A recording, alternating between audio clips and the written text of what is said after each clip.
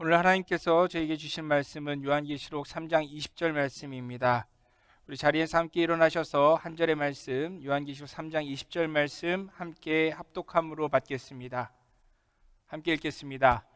볼지어다 내가 문 밖에 서서 두드리노니 누구든지 내 음성을 듣고 문을 열면 내가 그에게로 들어가 그와 더불어 먹고 그는 나와 더불어 먹으리라. 아멘.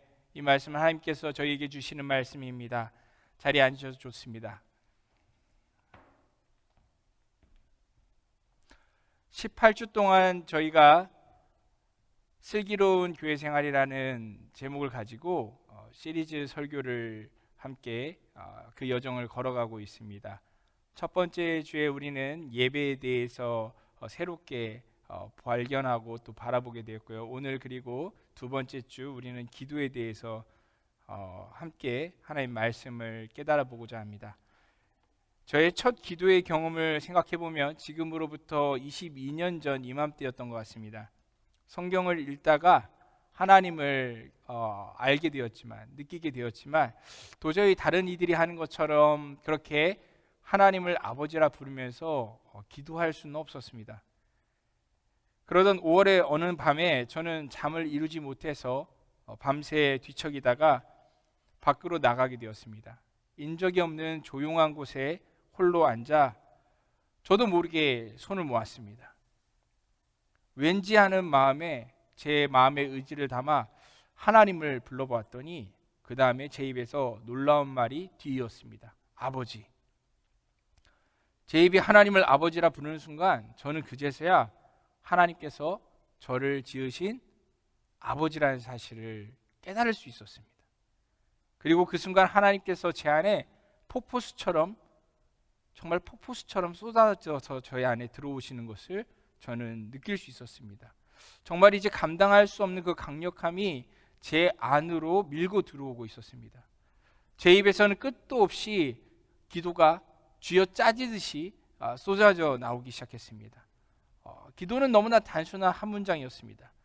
하나님 없다고 말했던 죄를 용서해 주십시오. 그 고백을 새벽을 맞도록 계속했습니다. 저는 그 기도를 마치는 순간 깨달을 수 있었습니다. 정말 하나님께서 제 안에 들어오셨다라는 것과 그리고 이제는 제가 완전히 새로운 존재가 되었다라는 사실이었습니다. 이처럼 기도라는 것은 내가 바라는 것을 하나님께 말씀드리는 것 그 이상입니다. 하나님께서 원하시는 모습으로 우리가 변화되어지는 경험을 우리는 기도라고 합니다. 기도는 그렇기 때문에 가장 영적인 체험이라고 할 수 있죠. 오늘 본문의 그 요한계시록에 등장하는 라오디게아 교회는 소아시아, 지금의 그 터키 서해안의 7교회들 중 하나였습니다. 라오디게아 교회도 분명히 주님의 몸된 교회 중에 하나였고, 그리고 처음에는 예수 그리스도를 믿고 잘 따랐던 교회였습니다. 하지만 그들은 이 번화한, 아주 번성한 그 도시 가운데 신앙이 어느 순간 하나님을 사랑하는 것과 함께 세상을 사랑하는 것을 겸하여 살기 시작했고, 어느 순간 예수님을 뒷전으로, 아니 더 나아가서 예수님을 그들의 마음 밖으로 밀어내는 지경에까지 이르렀습니다. 오늘 본문 말씀이 그 증거입니다. 말씀하죠. 볼지어다 내가 문 밖에 서서 두드리노니 누구든지 내 음성을 듣고 문을 열면 나는 그에게로 들어가 그와 더불어 먹고 그는 나와 더불어 먹으리라. 이 말씀은 종종 불신자들에게 예수님을 영접하라고 우리가 전도할 때 그렇게 잘못 사용되기도 하는 구절입니다. 하지만 이 계시록 3장 20절의 말씀은 사실 불신자가 아니라 처음으로 하나님께서는, 예수님께서는 신자들에게, 믿는 자들에게 하신 말씀이었습니다. 잘 생각해 보십시오. 라오디게아 교회의 성도들이 예수님을 믿지 않는 불신자들이었나요? 아닙니다. 그들은 분명 예수님을 믿는다고 믿었습니다. 그런데도 예수님께서는 교회 밖에 그들의 마음과 삶으로부터 어떻게 저 밖에 자리하고 계셨던 겁니다. 그렇기 때문에 이 말씀은 회개하고 예수님 믿으라라는 말씀이 아니라 이제 다시 회개하고 예수님을 제대로 믿으라라는 말씀으로 보아야 됩니다. 이 말씀은 구약의 아가서의 한 대목을 떠올리게 만듭니다. 아가서 5장 2절에 보면은 신랑이 사랑하는 신부에게 노래를 부르는 구절이 있는데 이렇게 말하죠. 내가 잘지라도 마음은 깨었는데 나의 사랑하는 자의 소리가 들리는구나.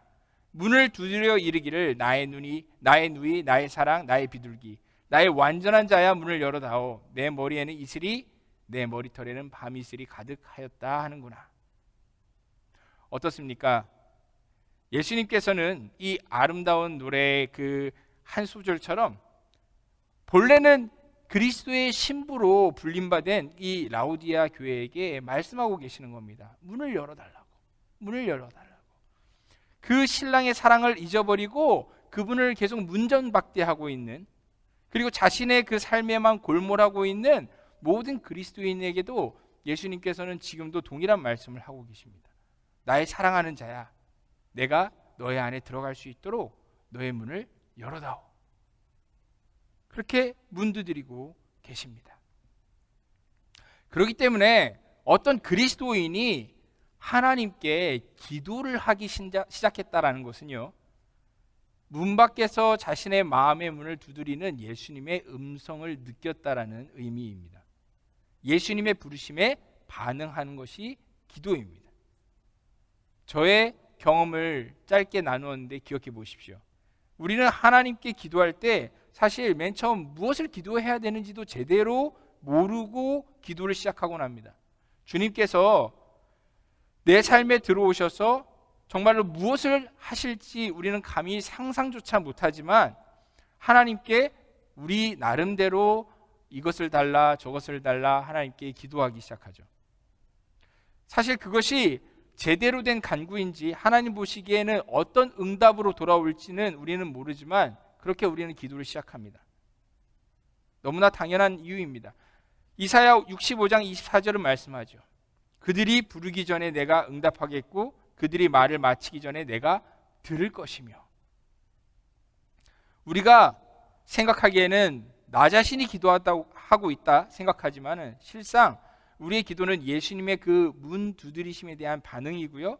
그리고 우리가 기도하기도 전에 사실 예수님께서는 우리가 어떤 기도를 할지, 그리고 진정으로 우리의 입술이 아닌 우리의 영혼의 하나님을 향한 간절한 기도는 무엇인지 이미 다 알고 계시다는 것입니다.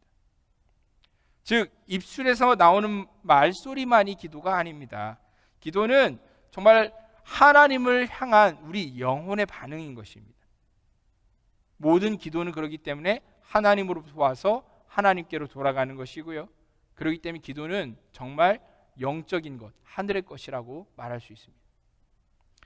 느끼지 못하지만은 우리는 이 세상을 품고 계시는 그 하나님 안에서 날마다 살아갑니다. 그렇기 때문에 우리가 그 공기 속에서 숨을 쉬면서 살아가는 것처럼 기도는 마치 우리 영혼의 호흡과도 같습니다. 공기를 생각해 보겠습니다. 이 대기 중에 공기라는 것은 늘 우리 몸 안으로 들어오려고 하죠. 숨을 들이쉬는 것과 내쉬는 것 중에 어떤 것이 우리를 살리는 것인지를, 둘 다 중요하지만 정말 공기가 우리 안에 들어와야지 산소가 공급되어지고 우리가 생명을 유지하게 되는 것처럼 생명이신 하나님께서는 우리 안에 들어오셔서 우리를 어떻게든 살려내시려고 늘 하십니다. 그래서 우리의 마음 문이 열리기만을 하나님께서는 늘 기다리시죠. 우리의 영혼이 기도를 시작하면, 그 숨쉬기를 시작하면은 성령 하나님께서 자연스럽게 우리 안에 들어오십니다. 그래서 우리를 그 하늘의 생명으로 충만하게 하시죠. 그런데도 그리스도인들 중에서는 어떻게든 숨을 꾹 참고 쉬지 않으려고 하는 사람들이 있다는 겁니다. 자신의 영혼이 질식해 가고 있는지 죽어가는지도 모르는 채 그 라오디게아 교회처럼 그렇게 생명 되신 그리스도를 거절만 하고 문전박대하는 그런 그리스도인들이 있습니다. 우리가 숨을 1년에 한 번만 쉬나요? 태어나서 한 번만 쉬나요? 그렇지 않지 않습니까? 매 순간 우리는 자연스럽게 숨쉬기를 합니다. 마찬가지처럼 기도라는 것은 끊어지지 않아야 되는 것이고 우리 영혼이 계속적으로 해나가야 되는 것인데 정말로 우리가 그 기도를 힘을 다해 거부할 때 그것은 하나님이 주시는 그 생명을 거부하는 것이 되는 것입니다. 그렇다면 우리는 질문들이 생깁니다. 우리는 어떻게 기도해야 참된 영혼의 호흡을 할 수가 있는 것일까요? 그리고 또 우리가 기도에 대해서 알아야 되는 것이 있다면 그건 무엇일까요? 우리는 오늘 기도에 대해서 3가지 비밀만 한번 배워보려고 합니다. 첫 번째로 우리는 우리 자신이 무력하다는 것을 깨닫고 기도해야 됩니다. 우리 자신이 무력하다는 것을 깨닫고 기도해야 된다는 거죠. 우리는 하나님으로 호흡하지 않고서는 우리 자신의 그 육체와 영혼 모두가 자기 힘으로 살아가게 할 수 없는 정말 우리가 연약한 자들이라는 것을, 무력한 자들이라는 것을 겸손하게 인정할 수 있어야 합니다. 하나님께 기도를 한다는 것 자체가 바로 하나님으로 인정하는 것입니다. 그리고 하나님이 주시는 그 생명으로 살아간다는 증거라고도 할 수 있습니다. 우리 인간에게 모두 죄성이 있죠. 그 본질은 교만에 있습니다. 에덴 동산에서 왜 아담과 하와가 선악과를 따먹었었는지를 기억해 보십시오. 하나님과 같이 될 수 있다. 그 뱀의 유혹에 굴복했기 때문이었습니다. 하지만 내가 내 인생을 얼마든지 에덴 동산과 같이 내 힘으로 아름답게 다스릴 수 있다라고 착각하는 것이 바로 교만인 것인데, 그러기에 예수님을 구주로 믿어도 그 죄의 성품이 여전히 짙게 남아있는 그리스도인들은 이 교만 때문에 도무지 기도를 안 하려 합니다. 하나님께서 내 안에 들어오시려는 그 호흡을 차단해버리고 거듭나기 전처럼 자기 자신의 힘을 의지해서 살아가려고 하는 것이죠. 그렇기 때문에 아이러니하게도 고난이 우리에게 유익할 때가 참 많습니다. 삶의 그 어려움 때문에 우리의 교만이 산산이 부서지고 우리의 마음이 파산에 이르게 되면은 우둔할 정도로 고집스럽던 그리스도인들마저도 그 벼랑 끝에서 기도를 시작하게 됩니다. 그러면은요, 그 영혼은 아이러니하게도 숨통이 트입니다. 예수님께서 심령이 가난한 자는 복이 있나니 천국이 그들의 것이미요라고 하셨는데, 정말로 그 죄된 우리들은 총체적으로 우리가 가난해져야지만 천국과 영원한 생명에 반응하게 됩니다. 그러기에 알량한 건강이나 재산, 성공이나 젊음 등이 실상은 그 영혼으로 하여금 기도하지 못하게 만들고 그 영혼을 질식시키는 목줄이 되고는 합니다. 숨 쉬는 것이 너무나 간단하듯이 기도도 너무 단순한 겁니다, 사실. 마치 아기가 울부짖듯이 그렇게 하나님을 향해서 무력한 우리의 모습 그대로 그냥 그렇게 소리치면 됩니다. 그것이 하나님께서 원하시는 기도의 모습입니다. 그렇게 기도하면은 엄마가 이렇게 달려와가지고 아기가 왜 울었는지 살펴주시죠. 그리고 젖을 먹이거나 기저귀를 갈아주고 그렇게 하듯이 하나님께서는 그렇게 단순하게 하나님을 향해 부르짖고 기도하는 믿음의 사람에게 다가오십니다. 그리고 그 필요한 것을 일해 주십니다. 아니, 대부분의 엄마들이 아기가 울기도 전에 그 아기에게 어떤 필요가 있을지 미리 예상하고 잠도 못 자면서 그렇게 곁을 늘 지키는 것처럼 우리 문제를 우리 자신보다도 더 잘 아시는 하나님께서는 우리가 하나님께 소리치기 전에 이미 우리의 필요한 것을 아시고 답을 마련해 놓고 계십니다. 정말 나 자신이 무력하다는 것을 깨달았다면 우리가 어떻게 기도해야 될까요? 간단합니다. 내 마음 문을 두드리시는 예수님을 내 안에 초청하면 됩니다. 제가 그랬듯이 여러분들 모두가 그렇게 하시듯이 하나님을 아버지라고 부르면서 기도하는 겁니다. 하나님, 아버지, 무슨 말을 다 해야 되는지 미리 몰라도 준비되지 않아도 괜찮습니다. 우리가 하나님을 아버지로 인정하고 그 성령을 의지해서 기도하기 시작하면은 그 기도의 영이신 성령님께서 우리의 기도를 다 인도해 주십니다. 이끌어 주십니다. 우리의 문제가 아무리 심각하다고 해도 하나님께서 다 알아서 일해 주시기 시작하십니다. 우리가 할 일이 없습니다. 여러분들이 만약에 어떤 병에 걸려서 그 정말로 수술을 받아야 된다고 생각해 보십시오. 중병에 걸린 환자가 자기 병을 고치는 그 수술 도중에 의사를 어떤 식으로 도와줄 수 있겠습니까? 그냥 마취를 잘 받고요. 수술대에 올라서 죽은 듯이 가만히 누워 있는 것이 의사를 도와주는 최선의 길입니다. 마찬가지입니다. 기도가 그렇습니다. 친구들에게 엎혀와서 지붕을 뚫고 침상체에 내려졌던 그 복음서의 말도 못하던 중풍병자 이야기를 한번 생각해 보십시오. 주님께서 그에게 뭐라고 말씀하셨습니까? 작은 자야 내 죄사함을 받았느니라 말씀하십니다. 그리고 그의 병을 고쳐주십니다. 그 중풍병자가 예수님께 자기 죄를 용서해달라고 무슨 간구를 했습니까? 말이라도 했습니까? 아니면 그 친구들이 이 친구의 원인이, 중풍병자의 원인이 무엇인지를 알고 예수님께 특별한 그런 부탁을 드리기라도 했습니까? 아무것도 한 게 없었습니다. 하지만 예수님께서는 그 중풍병자, 그 남자의 그 영혼이 외치는 그 소리를 이미 듣고 계셨습니다. 그래서 그에게 가장 좋은 응답을 주셨습니다. 어떤 응답입니까? 단순히 몸이 회복되는 것을 넘어서서 그의 영혼의 죄가 사해지는 응답을 주셨습니다. 이 얼마나 놀라운 이야기입니까? 이 모든 것이 어떻게 가능했을까요? 그 중풍병자가 정말 무력한 모습 그대로 하나님께, 예수님께 나아왔기 때문에 그러한 일이 일어난 것입니다. 자기 발에 정말로 자기 발걸음으로 올 수도 없어서 친구들의 도움으로 예수님께 그렇게 엎혀서 나왔을지언정 예수님께서는 그 연약함을 탓하지 않으시고요, 그 정말 영혼에 필요한 것을 응답해 주십니다. 그렇기 때문에 우리가 기도할 때 하나님의 보좌를 움직이겠다고 그렇게 강력하게 기도할 필요도 없습니다. 저는 도대체 우리가 다 진흙으로 지어진 아담의 후예들인데 우리 안에 어떤 강력함이 나올 수가 있는지 저는 늘 의아합니다. 그저 예수님을 겸손하게 마음에 모시고 그분이 내 삶 가운데 원하시는 일을 하시게끔 무력하리만큼 날 그냥 내어드리는 것, 그것이 기도의 가장 기본이 되는 좋은 자세입니다. 그렇기 때문에 자이든지 타이든지 우리가 기도할 수밖에 없는, 하나님께서는 때때로 고난을 주실 경우에 그것도 우리는 감사할 수 있어야 됩니다. 하나님께서 고난을 통해서 우리를 기도하게끔 만드시는데 간혹 그런 삶의 어려움 때문에 하나님을 떠나는 이들도 있습니다. 하지만 주님께서 말씀하셨죠. 누구든지 나로 말미암아 실족하지 아니하는 자는 복이 있도다. 그와 반대로 하나님의 은혜를 맛봐서 우리 상황이 조금만 좋아지면은 금세 교만해져서 내 힘으로 다시 살아가려는 듯이 드는 것이 바로 우리 죄인들의 습성이기도 합니다.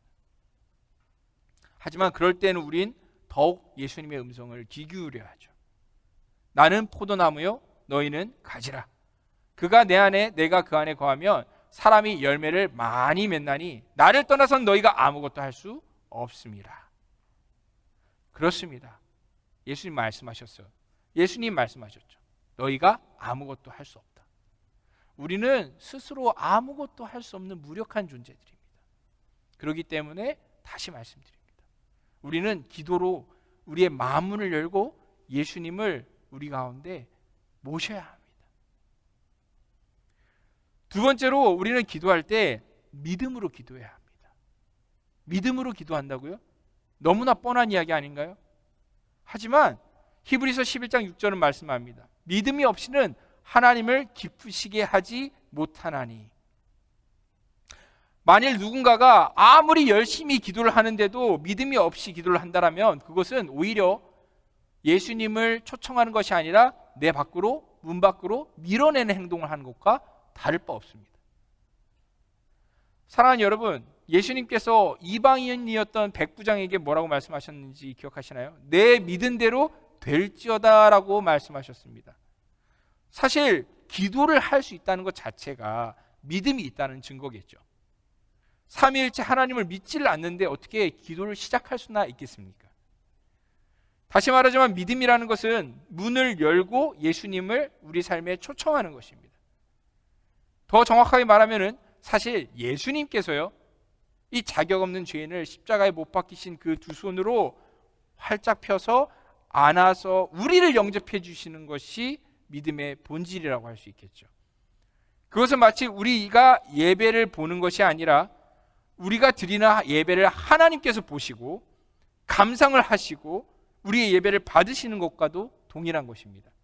만일 어떤 그리스도인이 자신이 얼마나 무력한 존재인지를 마음 깊이 깨닫고 기도로서 자기의 마음의 문을 열고 예수님을 모시려고 한다면은 그것 자체가 이미 충분한 믿음의 증거입니다. 그렇게 주님을 모시고 자신의 연약함을 있는 그대로 아뢰을 때에 하나님께서는 그 작은 믿음에 크게 기뻐하시고 우리 안에 그 믿음의 일을 이루기 시작하십니다. 다시 말씀드리지만 무력한 우리가 주님을 도와드릴 게 아무것도 없습니다. 하지만 우리가 할 수 있는 게 한 가지는 있습니다. 뭡니까? 우리는 죄를 지을 수 있습니다. 우리는 하나님이 내 삶에 좋은 일을 못하시게끔 방해할 수 있습니다. 하나님께서 나를 위해 일하지 못하게끔 내 스스로 입을 꼭 틀어막고 숨쉬기를 거부할 수 있습니다. 믿음을 드리지 않으면 우리는 하나님을 방해하게 됩니다. 그래서 우리가 기도를 멈추면은 우리는 우리를 위해 하나님께서 일하시는 것들을 대적하게 됩니다. 이처럼 우리 같은 죄인들이 결국 할 수 있는 것은 기껏해야 나 자신을 스스로 파괴하고 망치는 일밖에 없습니다. 많은 믿음의 사람들이 이야기했죠. 모든 선한 것은 하나님께로부터 나오고 모든 악한 것은 나 자신으로부터 나온다. 어쩌면 그 말이 너무나 사실인 것 같습니다. 믿음의 사람도요, 때론 의심이 생길 수 있죠. 하지만 의심이 있다고 그것이 다 믿음이 없는 것, 불신앙이라고 말할 수는 없습니다. 불신앙은 예수님을 자신의 그 구원자로 그리스도로 인정하지 않고 거부하는 것을 불신앙이라고 합니다.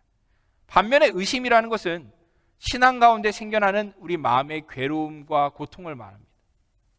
이미 말씀드렸듯이 우리 삶의 모든 좋은 일도 나쁜 일도 우리에겐 다 유익한 것입니다. 사도 바울이 말한 것처럼 우리가 알거니와 하나님을 사랑하는 자 곧 그의 뜻대로 부르심을 입은 자들에게는 모든 것이 합력하여 선을 이루느니라 라고 말씀한 바 있습니다. 하지만 우리는 연약하기에 믿지만은 때론 의심하기도 합니다. 그 좋은 예가 마가복음 9장에 귀신 들린 아들을 데려온 아버지의 모습입니다. 그가 예수님께 이렇게 간구하죠. 무엇을 하실 수 있거든 우리를 불쌍히 여기사 도와주옵소서. 그랬더니 예수님께서 뭐라고 그를 꾸짖으십니까? 할 수 있거든이 무슨 말이냐? 믿는 자에겐 능히 하지 못할 일이 없느니라. 그러자 그 아버지가 이번엔 뭐라고 소리칩니까? 내가 믿나이다. 나의 믿음 없는 것을 도와주소서. 그러자 예수님께서는 귀신을 꾸짖으시고 그 아이를 회복시켜 주십니다. 우리는 이 대화에서 믿음과 의심을 구분할 수 있어야 합니다. 여러분 보시기에 그 아버지에게 믿음이 있었나요? 믿음이 있었다고 생각하십니까? 예, 믿음이 있었죠. 예수님께 나왔다는 것 자체가 그에게 작지만 믿음이 있었다라는 증거입니다. 하지만 그의 믿음이라는 것이 어떤 믿음이었습니까? 의심으로 가득한 불안정한 믿음이었다는 겁니다. 그렇기 때문에 주님께 무엇을 하실 수 있으면 제발 좀 우리를 불쌍히 여기사 도와주십시오. 뭐든지 간에. 이런 어리석은 말 한 거죠. 하지만 과연 그에게만 그런 어리석은 모습이 있는 걸까요? 우리는 기도할 때 하나님께 전혀 의심을 보이지 않습니까? 아닙니다. 우리도 늘 그 아버지처럼 믿음과 의심 사이를 갈팡질팡하면서 기도합니다.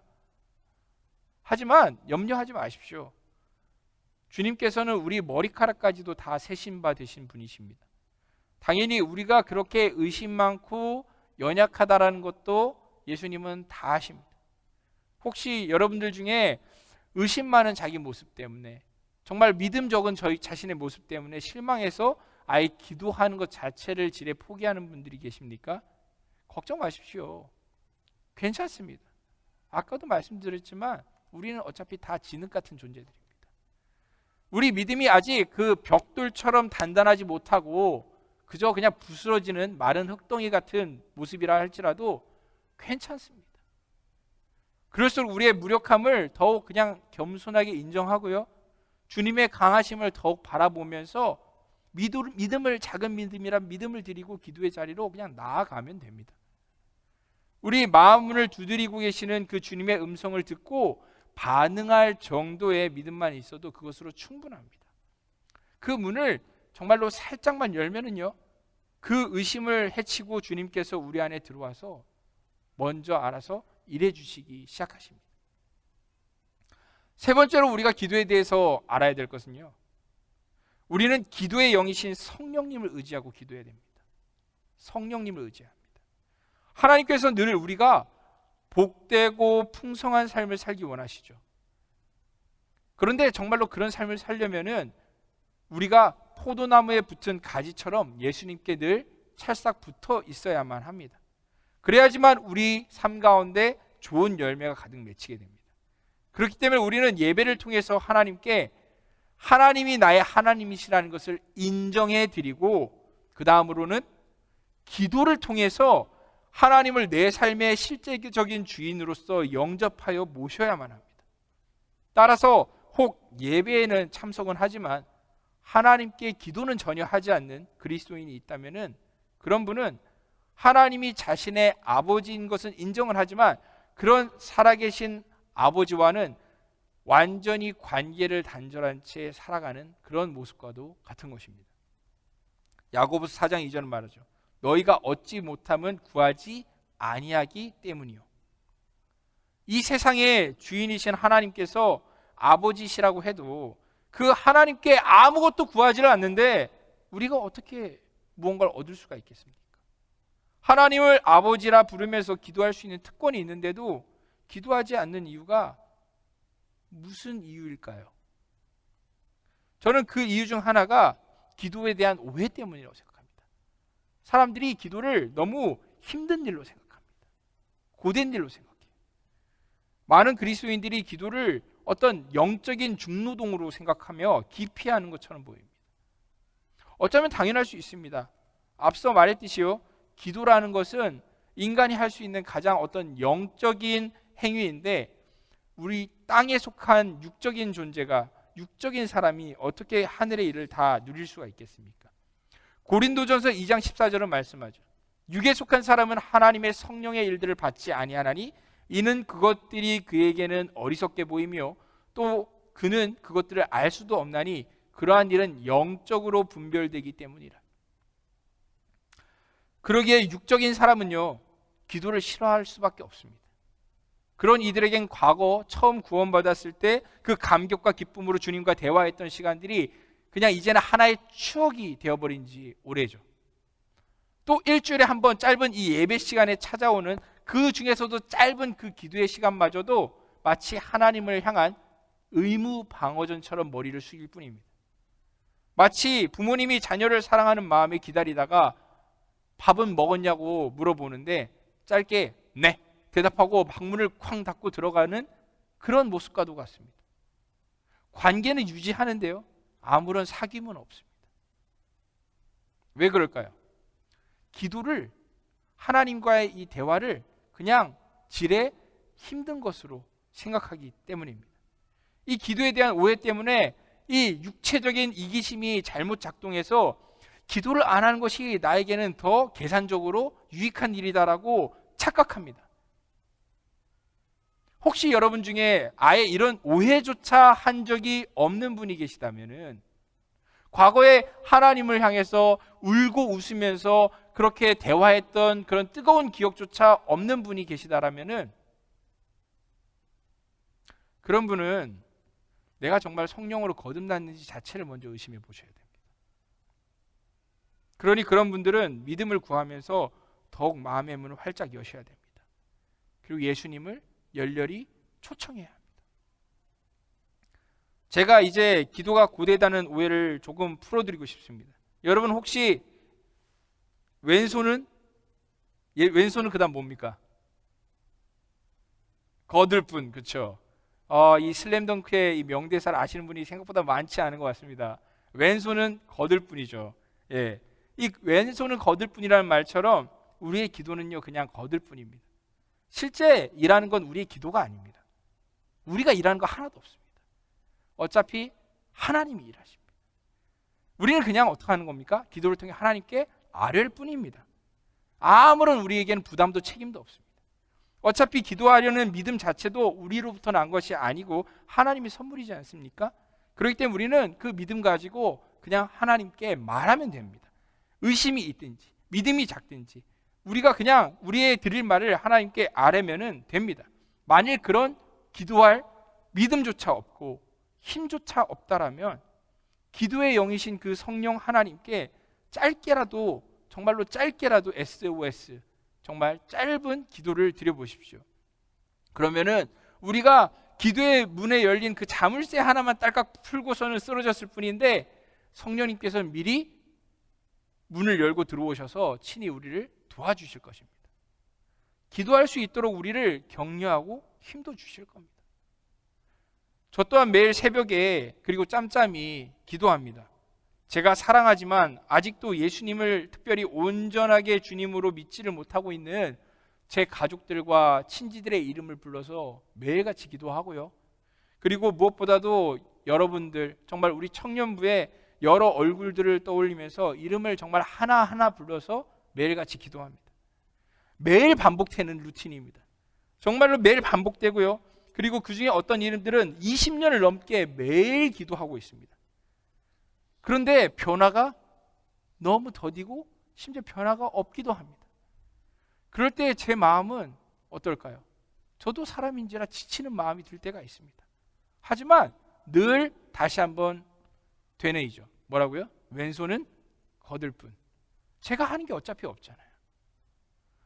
어차피 제 기도가 일하는 것 아니고 제가 더 크게 기도하고 길게 기도하고 울면서 기도한다고 해서 제가 원하는 모습으로 그 사람이 원하는 때에 원하는 방법으로 딱 변하는 것도 아니잖아요. 그것을 저는 깨달았습니다. 그래서 정말 기도할 때 이제 평안한 마음으로 하나님께 매일 제가 그 사랑하는 그 이름들을 위해서 여러분들의 그 이름을 제가 기억부터 희응까지 그냥 하나님께 아뢰일 뿐입니다. 그냥 아뢰는 겁니다. 그렇게 기도할수록 제 안에는 오히려 어린아이와 같은 호기심과 기대감이 샘솟습니다. 과연 하나님께서 내 상상력을 뛰어넘게 언제 어떤 일을 이루실지가 정말 오히려 기대가 됩니다. 그래서 저는 매일 똑같이 반복되지만 그 기도를 또 새로운 마음으로 합니다. 그렇게 기도의 영이신 성령님께서 깨우쳐 주시면은 우리가 기도라는 것이 하나님께 우리가 뭔가 주문하고 명령하는 것도 아니라는 것을 깨닫게 될 수 있죠. 우리는 늘 조급한 마음이 있습니다. 그래서 하나님을 막 재촉하고 싶어 합니다. 하지만 어차피 하나님께서는 우리가 그렇게 하나님을 메어서 끌고 올 수 없다라는 것을 알고 있죠. 하나님 그런 분이 아니십니다. 우리가 초신자 때에는 그 갓난아이 같은 신앙일 때에는 하나님께서 우리의 그 어린 영혼을 위해서 신기할 정도로 기도 응답을 째깍째깍 주시는 것들 경험하기도 합니다. 저도 참 그런 기억이 많습니다. 하지만 믿음이 조금만 우리가 성장을 하면 하나님께서는 침묵하시는 것처럼 우리가 느낄 때가 많습니다. 그럴 때에 우리는 기도의 성숙을 배워야 합니다. 성숙한 사람은요, 일희일비하지 않습니다. 성숙한 사람은 자신의 처지와 상황을 객관적으로 파악도 할 줄 압니다. 하나님 앞에 기도하는 우리의 모습이 우리가 하나님께 이래라 저래라 할 수 있는 처지인지를 생각해 봐야 합니다. 우리 중 그 누구도 하나님의 그 일하시는 걸 놓고서는 훈수 둘 수 있을 만큼 잘난 사람이 아무도 없습니다. 우리는 그냥 겸손하게 우리의 분수를 좀 깨닫고 우리를 구원하시고 또 우리를 사랑하시며 우리의 아버지가 되어주신 전능하신 하나님께 그냥 그분이 우리의 기도에 어떤 식으로 응답하실지 잠잠히 기다리기만 하면 됩니다. 그런 성숙한 자세를 조금 배우면은 우리는 감히 하나님께 실망도 하지 않고 하나님께 다투려는 마음도 사라지게 됩니다. 하나님께서는 우리의 그 필요를 이미 다 알고 계십니다. 우리가 그리는 그림을 하나님께 무조건 강요할 필요가 없습니다. 그냥 우리는 기도로 하나님이 원하시는 일을, 그 원하시는 그림을 내 삶 가운데 그리시도록 그렇게 우리의 삶을 내어드리면 됩니다. 그렇기 때문에 성령님께서 그렇게 깨우쳐 주실 때 우리는 우리가 더 이상 하나님을 모르는 어떤 다른 종교의 그런 이방인들처럼 기도할 필요가 없다는 것도 깨닫게 되죠. 많이 기도하고 자기 몸을 괴롭게 하면서 기도하고 금식하고 더 큰 소리로 기도하고 황홀경에 빠져서 기도하고 눈물로 기도하고 혹은 아주 그럴듯한 그런 세련된 말로 암송하면서 기도할 필요가 없다는 것을 알게 됩니다. 인간이 만든 세상의 종교들은 자신들의 신을 어떻게든 감동시켜야 된다고 생각합니다. 그래서 할 수만 있다면 어떤 쇼를 해서라도 그 신의 시선을 사로잡으려고 하죠. 하지만 성경이 가르치는 기도는 전혀 그렇지 않습니다. 우리는 우리의 하늘 아버지께 기도를 통해서 날마다 솔직하고 정직한 몸과 마음으로 나아가 그분과 대화합니다. 그냥 사귑니다. 만약 우리에게 정말 필요한 것이 있다라고 말한다면은 저는 그것이 예수님의 이름으로 하는 기도라고 말하고 싶습니다. 어떤 기도가 필요하다고요? 예수님의 이름으로 하는 기도. 다른 종교의 기도들은 예수님의 이름이 아니라 다 자기 이름을 가지고 자기 노력을 가지고 하는 기도입니다. 하지만 우리의 기도는 무력한 죄인들이었던 우리를 위해 십자가에서 대신 죽으시고 그런 우리를 위해서 부활의 첫 열매가 되어주신 예수 그리스도의 그 공로를 의지하는 기도라는 것입니다. 그렇기 때문에 하나님께서 하나님 앞에 예수님보다 우리가 너무 튈 필요가 하나도 없습니다. 예수님보다 앞서는 내 열심, 내 딴에는 선한 마음, 내 안에 뜨거운 어떤 믿음, 예수님보다 앞서는 그 어떤 것도 필요하지 않습니다. 그저 우리가 할 바는 예수님이 어떤 분이신지를 날마다 더 깊이 깨닫고 그렇기 때문에 자연스럽게 그분을 깊이 더 사랑하게 되고 그래서 그분의 무한하신 능력에 기대해서 하나님 아버지께 기도의 자리로 그냥 나아가면 되는 것입니다. 그렇기 때문에 우리는 더욱 기도하고요. 그 예수님을 우리의 마음 안으로 우리의 삶으로 초청하게 됩니다. 그렇게 예수님께서 내 안에 나와 더불어 먹고 나와 함께 하실 때에 비로소 우리는 그때 하나님이 우리 삶에 어떻게 일하시는지를 깨닫고 그래서 하늘 아버지와 깊은 사귐의 자리로 그 지성소의 자리로 우리가 들어가게 되는 것입니다. 사실 오늘 저는 여러분들을 기도라고 하는 엄청난 그 큰 바다의 해변가로 데려와서 그 발만 잠깐 파도에 담궈보게 했을 뿐입니다. 그 바닷속 깊은 곳까지 내려가면 어떤 세상이 펼쳐져 있는지 어떤 보물들이 숨겨져 있는지를 알아내는 것은 사실 여러분들의 몫입니다. 결국 제가 하고 싶은 말은 기도는 기도를 해야 기도를 배울 수 있다는 것입니다. 그런 의미에서 저도 기도하고 싶습니다. 저는 정말로 제가 좋은 기도자가 되기를 날마다 기도합니다. 세월이 갈수록 그게 정말 처음에 몰랐는데 나이를 먹어갈수록 정말 좋은 기도자가 되고 싶다라는 열망이 제 안에 계속 생깁니다. 제가 정말로 소원하는 것이 있는데요. 그거는 제가 수천 명과 수만 명의 사람들의 마음을 감동시키는 설교자가 되기보다는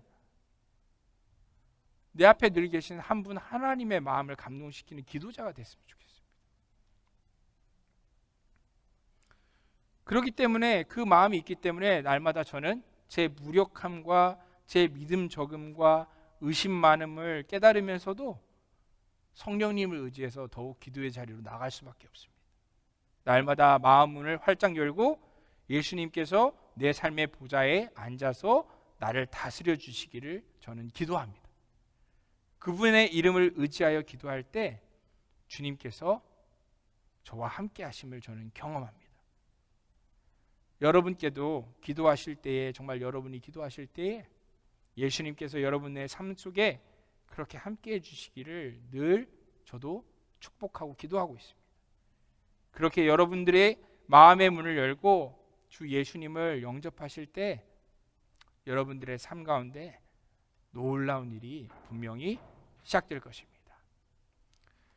우리 함께 이 시간 그런 기대의 마음을 가지고 우리 예수님을 우리의 마음 가운데 초청했으면 좋겠습니다. 사실 이 모든 찬양은 기도죠. 음률이 있는 기도죠. 우리가 이 시간 찬양을 할 때 우리의 마음을 담으면 됩니다. 우리의 마음을 담으면서 이 시간 우리 찬양하며 우리 주님께서 우리 안에 오시기를, 채워주시기를 함께 찬양하기 원합니다.